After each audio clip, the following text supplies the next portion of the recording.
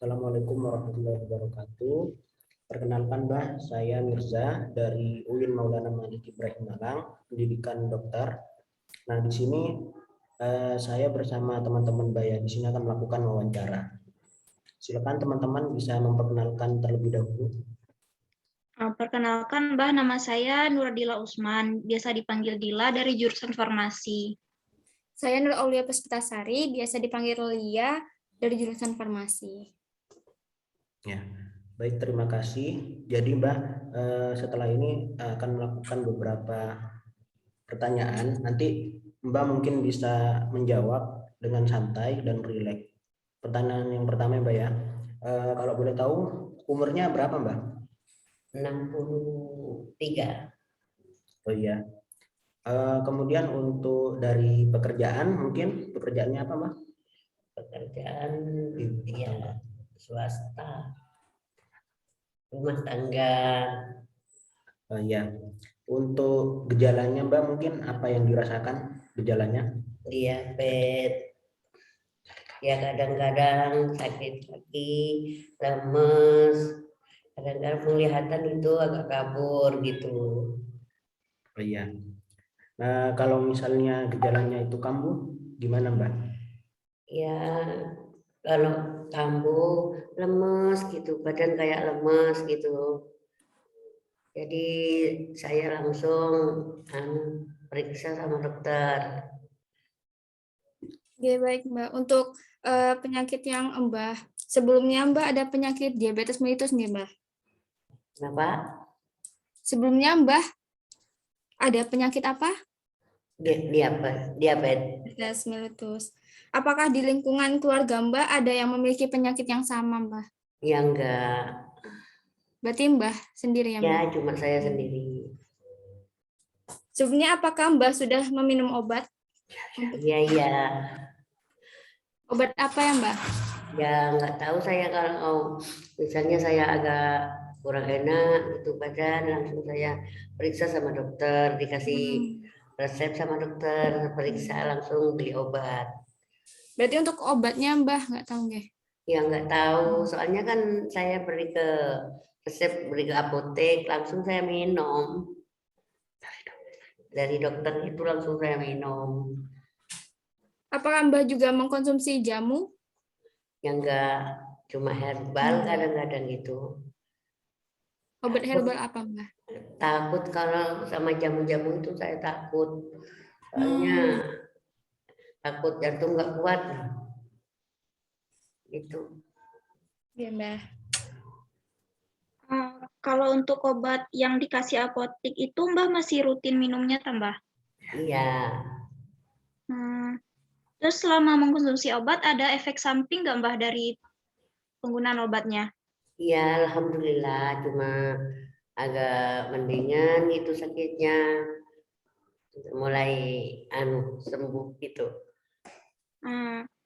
Efek samping yang dari obatnya nggak ada ya Mbah? Kayak keluhan pusing atau apa gitu Mbah? Enggak. Nggak ada. Terus tinggi badan sama berat badan Mbah yang terakhir berapa nggak Mbah? Kalau yang terakhir sekarang saya 50. Agak gemuk. Tinggi badannya berapa nggak Mbah? Nggak tahu, saya tidak pernah tinggi badan. Iya. Okay. Oh iya Mbak. Terus setelah ini akan saya jelaskan mengenai dengan diabetes. Sebelumnya dia pernah udah tahu Mbak, diabetes itu apa sih? Penyakit apa sih kayak gitu? Ya katanya diabetes itu katanya orang desa itu kencing manis. Iya. Oke Mbak, ini saya mencoba menjelaskan Mbak ya lebih jauh. Jadi diabetes mellitus itu merupakan suatu penyakit kronis yang timbul ketika pankreas tidak mampu memproduksi insulin dalam jumlah yang cukup. Nah, kadar dari glukosa darah dari diabetes mellitus itu biasanya ditandai dengan gula darah tinggi yang sewaktu, yaitu lebih dari 200 mg. Kemudian gula darah puasa itu lebih dari 126 mg. Nah, dari diabetes mellitus itu tiap tahun itu selalu meningkat, Mbah, terkait dengan kasus di Indonesia tersendiri. Nah, kenapa sih diabetes mellitus itu bisa terjadi? Jadi diabetes mellitus itu dia ini ada dua tipe, Mbah. Tipe yang pertama, tipe 1 itu ditandai dengan jumlah insulin yang tidak cukup. Biasanya kalau dari ini itu dari faktor keturunan, memang kecil rasionya. Jadi jarang sekali yang mengidap dari diabetes mellitus tipe 1. Kemudian yang sering terjadi bahkan sudah awam itu DM tipe 2, Mbak, diabetes mellitus tipe 2. Di mana diabetes mellitus tipe 2 itu merupakan insulin yang tidak bekerja dengan baik. Biasanya disebabkan karena faktor pola hidup, selain dari keturunan, Mbak, ya, dari pola hidup juga bisa. Selanjutnya, Mbak, di sini saya akan menjelaskan tanda-tanda apa saja jika Mbak terkena diabetes mellitus. Yang pertama, jika kadar gula Mbak saat puasa itu lebih dari 126 mg per desiliter. Terus juga kadar gula setelah makan itu di atas 200 mg per desiliter. Ini diketahui saat Mbak mengecek di lab laboratorium. Selanjutnya, Mbak akan merasakan mudah lelah, sering merasa haus, luka yang sulit sembuh, sering buang air kecil, sering kesemutan, dan kehilangan berat badan secara tiba-tiba. Untuk bagaimana sih cara mencegah diabetes mellitus tersebut? Yang pertama, mengatur pola makan dan mengkonsumsi makanan yang sehat. Selanjutnya juga melakukan olahraga fisik secara ringan, tidak usah berlebihan. Terus untuk cara mengobati diabetesnya, Mbak, kalau misalnya Mbak terkena luka, itu langsung dibersihkan lukanya. Terus Mbak juga disarankan untuk memeriksa kadar gula darah Mbak secara rutin ke lab. Mbak juga ini dikurangin untuk mengkonsumsi makanan manis dan tidak sehat. Terus Mbak dianjurkan untuk menjalani pola hidup sehat dan mengikuti aturan penggunaan obat diabetes mellitus. Kalau misalnya gejala Mbak terasa lebih berat, maka Mbak disarankan untuk pergi ke dokter. Terapi yang biasanya digunakan itu ada dua, Mbak. Yang pertama yaitu terapi insulin sama terapi obat antidiabetik. Terapi insulin itu biasanya disuntikkan ke bagian tubuh yang banyak lemak, seperti perut, paha, sama lengan atas. Yang kedua itu obat antidiabetik yang biasanya digunakan secara diminum sesuai resep dokter. Ya. Jadi setelah ini, Mbak, saya bersama teman-teman akan memberikan sedikit masukan atau intervensi terkait mengenai kondisi kesehatan Mbak dari jamaah haji.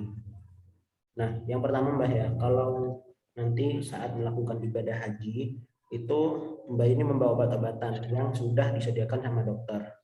Nah, obatnya itu ya dibawa, Mbak, dari mulai sampai di Indonesia sampai ke Mekah nanti. Kurang lebih mungkin 1 bulan, Mbak. Itu kalau bisa diminum, Mbak, ya. Terus yang kedua mungkin terkait aktivitasnya mungkin bisa dikurangi, Mbak. Yang maksudnya jangan terlalu capek begitu, Mbak, supaya tidak memperparah dari gejala yang Mbak. Nah, kemudian membatasi juga aktivitas fisik ringan, kemudian membatasi gerak yang berlebihan. Terus ini juga, Mbak, mungkin karena di Mekah itu bertemu dengan banyak orang, kalau bisa jangan terlalu berdesak-desakan, mungkin mencari tempat yang sedikit lega agar Mbak nanti kalau misalnya amit-amit ada sedikit drop itu tidak langsung pingsan atau jatuh, mungkin bisa ditolong terlebih dahulu, seperti itu, Mbak, ya. Untuk sebaiknya Mbah mengatur pola makan dan mengurangi makanan-makanan yang tinggi gula serta garam yang berlebih. Terus diusahakan untuk mengkonsumsi obat sesuai dengan waktu yang disarankan oleh tenaga medis agar efek pengobatan Mbah dapat bekerja dengan maksimal. Mbak juga diusahakan untuk istirahat yang cukup ya, Mbak. Terus diusahakan minum yang banyak agar tidak dehidrasi sewaktu melakukan ibadah di Makkah. Terima kasih, Mbak. Ya. Kasih kembali. Ya Mbak, terima kasih sudah meluangkan waktunya. Mungkin yang tadi itu merupakan sedikit pesan dari kita atau masukan dari kita supaya mencegah daripada penyakit yang Mbak punya agar tidak lebih parah ke depannya ya. Sebelumnya saya minta maaf juga bersama teman-teman apabila ada kesalahan Mbak ya dalam mengucapkan kata. Terima kasih Mbak atas waktunya sudah menyempatkan pada pagi hari ini. Ya, terima kasih kembali. Semoga yang kita sampaikan bisa bermanfaat untuk kita sendiri dan juga Mbak di sana. Amin. Terima kasih Mbak. Assalamualaikum warahmatullahi wabarakatuh. Waalaikumsalam. Terima kasih ya Mbak. Ya, kembali. Sehat-sehat Mbak. Alhamdulillah.